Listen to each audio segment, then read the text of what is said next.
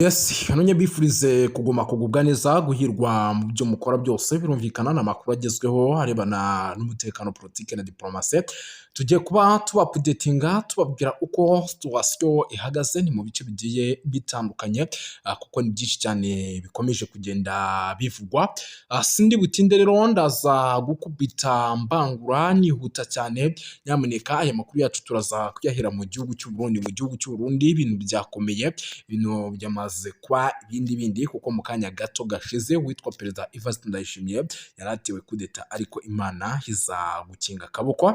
Ni zimwe mu nkuru zikomeye tugiye kuba twinjiramo tuva imuzi n'umuzingo, tukababwira uburyo byari bigenze ndetse tukababwira byinshi kuri ano makuru n'ubundi akomeje kugenda avugwa kuri kudeta ziri kugenda zigaragara mu gihugu cy'u Burundi. Ibi bikaba bitangiye rero kuba agateranzamba ka nyina wa nzamba mu gihe Perezida Evariste Ndayishimiye we nyamuneka byamaze guhindura isura kuko amaze gutangwa nk'umukandida mukuru muri CNDD-FDD by'umwihariko ugomba kwihagarira mu kuyobora igihugu cy'u Burundi mu mwaka w'ibihumbi 2020 mu mwaka w'ibihumbi 2027 kuko turi mu mwaka w'ibihumbi 2026. Turaza kugenda tubyegeranya tubikomozaho gatanu kuri gatanu tubapdatinga tubabwira uko situation ihagaze. Muraza kunyemera mbabwire yuko nyamuneka ku kibuga cy'indege cya Bujumbura hamaze kongerwa ingabo. Nyamuneka mbibutsa yuko turi ku itariki turi ku mugoroba ku itariki 27 z'ukwa kane 2025. Turaza kuba ibyo byose tubikomozaho tubiva imuzi n'umuzingo tubapdating gatanu kuri gatanu. Turaza gukomoza ku makuru menshi agiye atandukanye harebana n'umutekano politike na diplomasi tugenda tubabwira uko situation ihagaze. Muraza no kunyumira turebere hamwe iby'amakuru akomeje kugenda aturuka by'umwihariko mu bice bigiye bitandukanye byano mu misozi miremire y'Iminembwe. Drone zikomeje kurasa, turaza kubikomozaho ni ku butaka bwa Repubulika ya Demokarasi ya Kongo. Muri Repubulika ya Demokarasi ya Kongo ariko ngo igiye gushinga umutwe wihariye wo kurinda ibirombe by'amabuye y'agaciro. Byo ni bikomeje kugenda bitangazwa, ni umutwe ngo uzaterwamo n'inkunga n'ibihugu bikomeye. Ibyo ni biri kubera hano ku butaka bwa Repubulika ya Demokarasi ya Kongo, ariko kandi bibiza akorwa mu bice birimo ibirombe by'amabuye y'agaciro bya Rubaya muri teritwari ya Masisi ndetse n'ahandi. Turaza kuba tugenda tubikomozaho gatanu kuri gatanu. Turaza gukomoza ku makuru menshi agiye atandukanye tugende tubapdatinga tubabwira uko situation ihagaze. Muraza kunyumira tubakubita report ya risasi n'amagero yikomeje kugenda ituruka mu bice bya Bujumbura. Umutekano wakomeje gukazwa ku ruhando mpuzamahanga, n'amakuru nayo rwose atugezeho turavuga tuti turaza kugenda tubapdatinga turaza kubikomozaho. Ni mu gihe kandi CNDD-FDD nayo yamaze kuba igira gutya igakora inama mu kanya gato y'igitaraganya, ariko kandi nanone gusa kugira ngo igihugu cy'u Burundi cyinjire mu matora. Ese iki gihugu cy'u Burundi cyiteguye amatora gute nyuma y'uko abayobozi barimo n'abakomeye bakomeje kugenda bagaragaza yuko badakeneye kubona perezida yongera gutorerwa indi manda? Uwo nta wundi ni Perezida General Neva by'umwihariko cyangwa se Evariste Ndayishimiye. Ibintu byakomeye nabyo bikomeje guteza inkeke mu gihugu cy'u Burundi. Gusa ntabwo turi bwibande mu gihugu cy'u Burundi gusa, muraza kunyemera tubabwire yuko butuvugana rwose. Nyamuneka AFC M23 yatangaje gahunda yo guhererekanya imfungwa hagati yayo ndetse na leta ya Kinshasa nyuma y'amasezerano amaze iminsi ashyirwaho umukono. Murabizi yuko ibiganiro bimaze iminsi bibera mu Busuwisi, turaza kubikomozaho. Turaza kubabwira yuko uwitwa James Swan yagira uruzinduko i Goma ahagenzurwa n'ihuriro rya Alliance Fleuve Congo. Turaza kuba tubabwira ikiri uruzinduko ndetse n'icyo ruhatse. Gusa nibyo byose bigendanye n'inama ya gatanu i Washington hagati y'u Rwanda na Repubulika ya Demokarasi ya Kongo yagaragaje byinshi ndetse n'imbogamizi zihari hagati ku mpande zombi. Turaza kuba tuyikomosaho. Turaza no kubabwira yuko impunzi z'abanyekongo zatangiye gutahuka iwabo, ubwo ni mu bice byamaze gufatwa na AFC M23. Ariko kandi nyamuneka hari inkuru yamaze kurikoroza, iyi nkuru ngira ngo tuze kwinjiranamo neza gatanu kuri gatanu.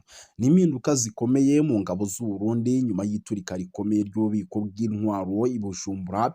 Uwitwa General Neva yatangiye gukeka yuko ibi byose ngo bishobora kuba bifite aho bihuriye n'ubugambanyi bwo kuba ibikoresho birimo birazanwa n'Ababiligi mu gihugu cy'u Burundi byose byatangira gusenwa bitari byatangira kwifashishwa ku mirongo y'imbere ku rugamba, kugira ngo bitazifashishwa mu bikorwa by'ubugizi bwa nabi. Ibyo rero ngo byatumye ububiko by'umwihariko busenwa, ndetse ibi birimo biratuma uwitwa General Neva ahinduranya inzego z'ubuyobozi, akavuga ati rero birashoboka kuba nubwo tuvuga ko dufite umutekano ariko ibintu bitifashe neza, by'umwihariko no mu nzego z'umutekano, ati ni byiza guhindura abayobozi. Ni perezida w'u Burundi Evariste Ndayishimiye rero yakoze ivangura rikomeye mu buyobozi bw'ingabo, arimo guhindura abayobozi bashinzwe ibikoresho n'imitungo ya gisirikare. Izi mpinduka rero zije zikurikirana ibyumweru bike gusa habayeho impanuka ikomeye y'iturika ry'ububiko bw'intwaro mu murwa mukuru wa Bujumbura. Mu ijoro rero ryo ku itariki 31 ububiko bw'intwaro buri mu kigo cya gisirikare kizwi nka Campus Base bwafashwe n'inkongi y'umuriro ikurikiranwa n'iturika rikomeye ryakomeje kumvikana mu bice bitandukanye by'umujyi. Iri turika rero ryateje igihombo gikomeye, ririmo gusenya inzu nyinshi z'abaturage ziri hafi ndetse no mu ntera ya kure ugereranyije n'aho byabereye. Imibare rero y'abatangajwe n'inzego za gisirikare itaragaragazwa ni uko byibura bagera kuri 13 bahasize ubuzima, abandi 57 bagakomereka. Mu bahitanwe rero n'iyi mpanuka harimo abasivili n'abasirikare, mu gihe abaturage benshi bahungabanye bikomeye kubera ubwoba n'akajagari katewe n'iturika ryabaye. Icyakora rero hari amakuru atari ivumbi by'umwihariko aturuka ku mirongo y'imbere, by'umwihariko ku mubare w'abapfuye n'abakomeretse, bavuga yuko rwose ngo uri kurushaho kugenda wiyongera, ngo bitewe n'uko rwose ngo hakibarurwa intwaro n'ibikoresho bya gisirikare bifite agaciro gakomeye ku mutekano w'igihugu. Mu ntangiriro rero igisirikare cyatangaje ko inkongi y'umuriro yatewe n'ikibazo cy'amashanyarazi, ariko ibi byahakanwe na Perezida Ndayishimiye wavuze yuko ubusanzwe ububiko bw'intwaro budashyirwamo amashanyarazi mu rwego rwo kwirinda impanuka nk'izo. Ibi byabaye rero ibibazo byinshi ku mpamvu nyakuri yateye impanuka.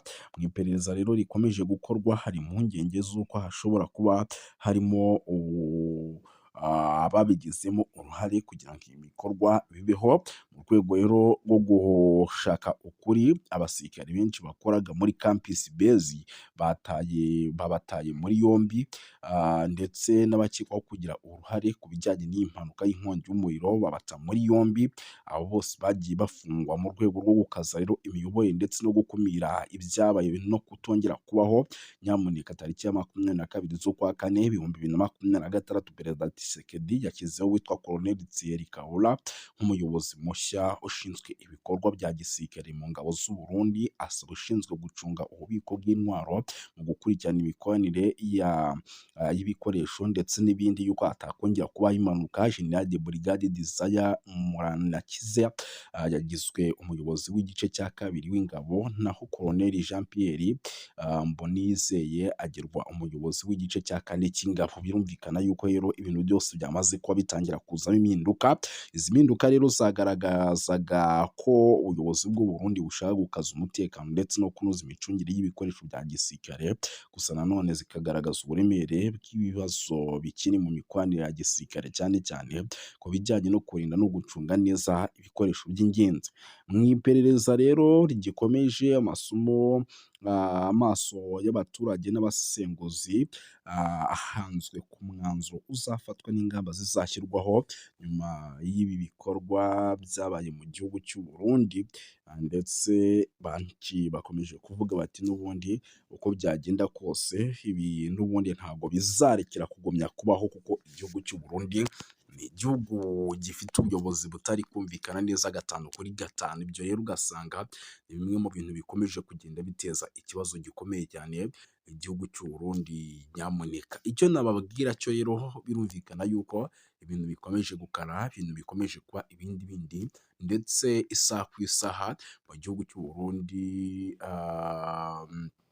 hashobora kuza kuvuka imvururu zishingiye kuri ibi bikorwa bikomeje kuba ndetse n'ihindurika ry'abayobozi rya hato na hato, kuko biri kugenda bigaragara yuko ari bimwe mu bintu bishobora kuza guteza indani ikibazo mu gisirikare cy'u Burundi, kuko guhinduka kw'abayobozi ntabwo biri kuvugwaho rumwe na bamwe mu basirikare bakomeye barimo abitwa ba General de Prime Niyongabo. Binavugwa yuko bagerageza inshuro nyinshi gutera kudeta uwitwa General Neva. Reka tuba musesenguzi, turagaruka mu kanya.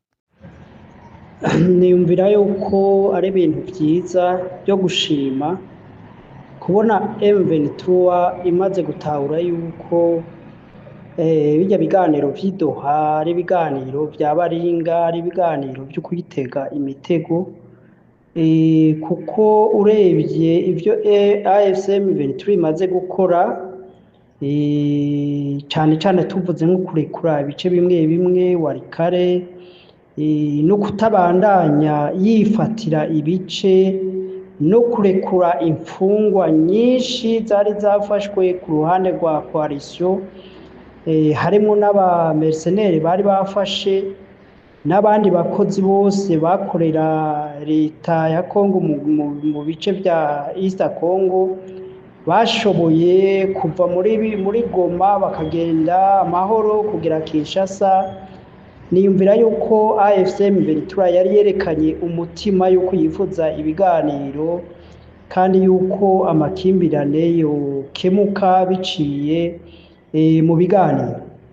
Ariko urebye ku ruhande rwa leta ya Congo nta kintu na kimwe irigera ikora. Twovuga nk'ibyo kurekura imfungwa, murazi ko itabikozwa. Murazi yuko abenshi muri barya bayoboye AFC M23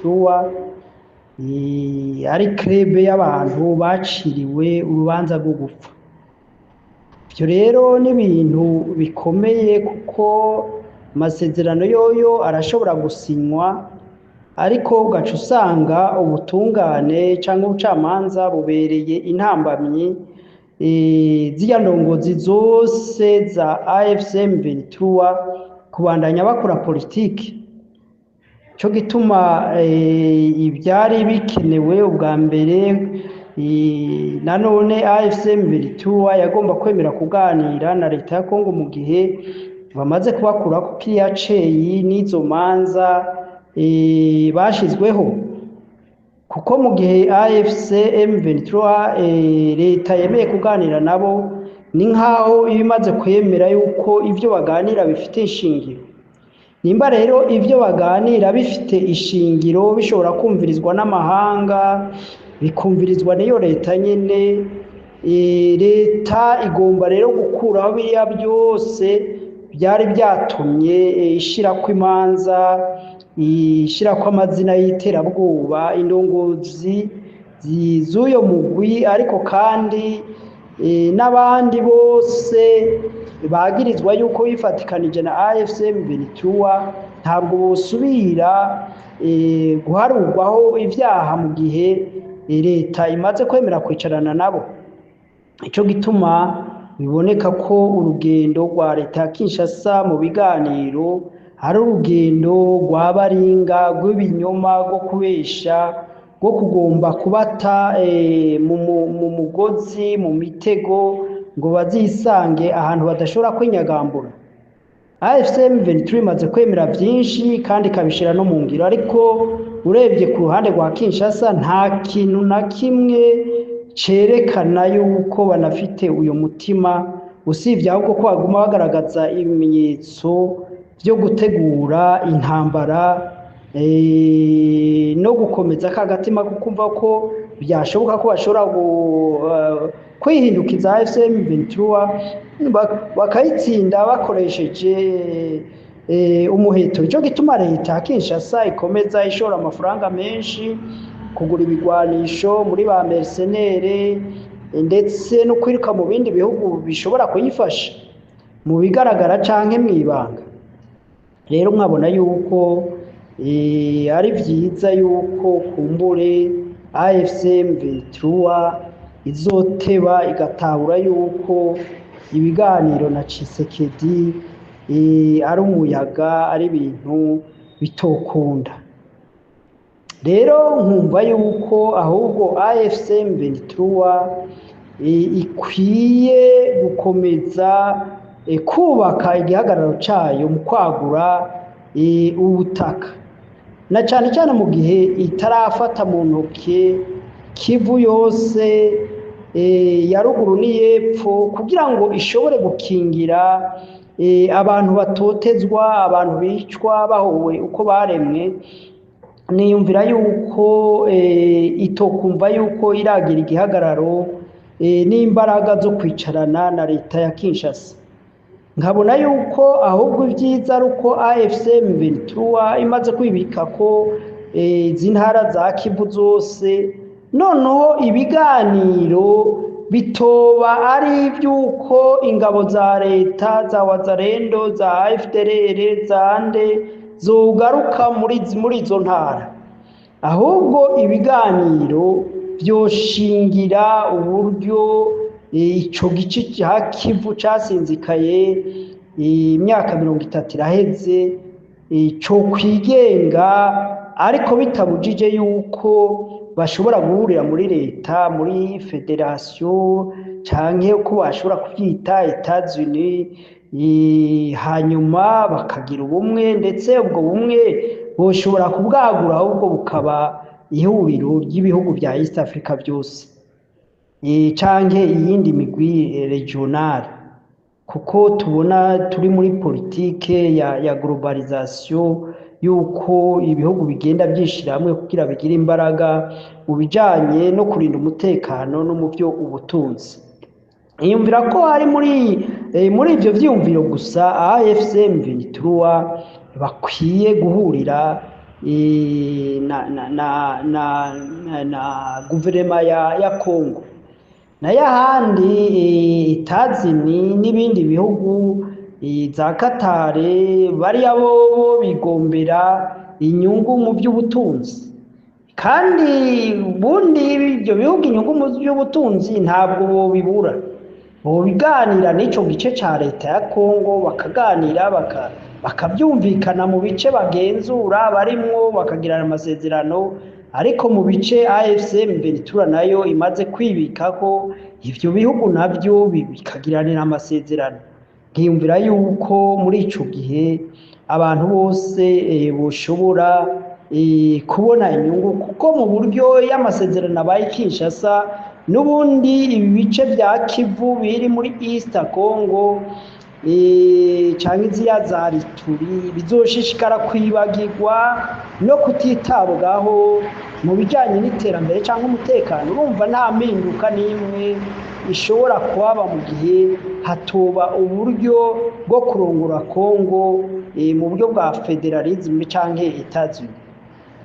Ngiyumvira yuko aho ariho AFC M23 ikwiye gutsimbarara, na ivyo gufatanya n'igisirikare ca Congo, kuvanga igisirikare, gusangira ubuyobozi muri administration. Nibaza yuko AFC M23 ibona yuko Uganda ifatanya na FARDC n'iriya yindi migwi yo muri Congo, urabona ko atampinduka ihari, kandi imyaka yose u Rwanda rwasinyiraniye mu bufatanye na Congo n'igisirikare ca Congo kugarukana amahoro, gutuza za FDLR, barabona yuko ataco byashitseko. Rero nkabona yuko ayo masomo yabaye hagati y'amasezerano y'ubufatanye bwa FARDC na RDF canke na UPDF na FARDC, urabona ko atamusaruro byashoboye gushika ko gukemura ikibazo mu buryo bwa burundu. Niyumvira rero n'ayo masezerano yaduha yuko bucanga bakagira igisirikare kimwe, ni hahandi nyene, kuko n'ubundi erega abasirikare ba AFC M23 kubera ari bake, n'ubundi influence yabo yobange mu kugira ibyo bahinduye muri discipline canke mu itunganywa ry'igisirikare ca Congo.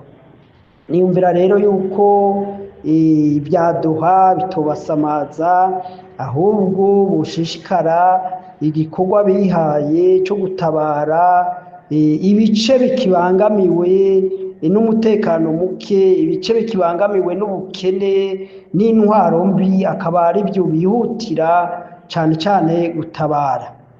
Nico nagomba kuvuga, nayo ubundi by'ibyo biganiro biraboneka yuko umwimbu wabyo